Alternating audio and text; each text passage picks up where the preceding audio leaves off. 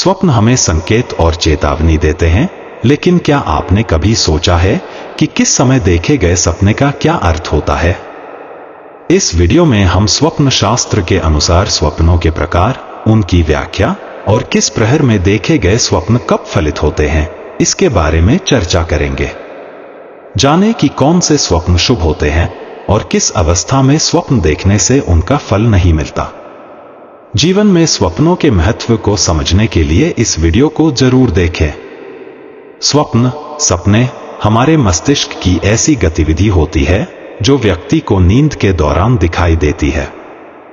इनका प्रभाव हमारी मानसिक स्थिति, भावनाओं और हमारी जीवन के प्रति दृष्टिकोण पर भी होता है। स्वप्न में देखा गया दृश्य वास्तविक नहीं होता, लेकिन उसका असर हमारे जीवन पर हो सकता है।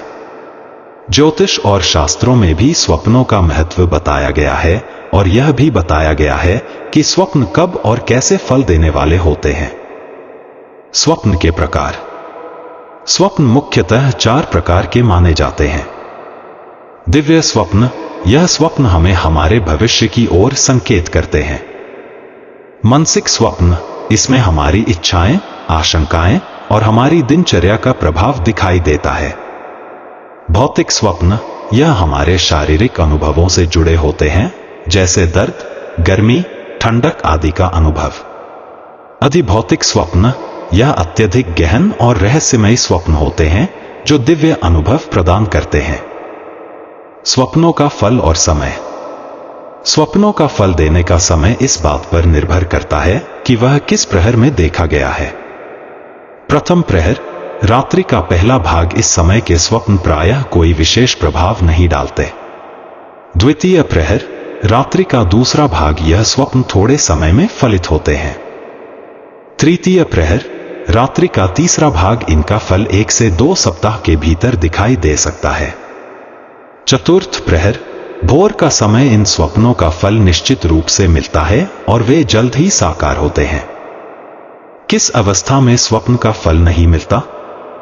कभी कभी स्वप्न केवल मानसिक हलचल का परिणाम होते हैं, जैसे अधिक तनाव या चिंता की स्थिति में देखा गया स्वप्न फलदायी नहीं होता, क्योंकि वह हमारे मानसिक दबाव का परिणाम होता है।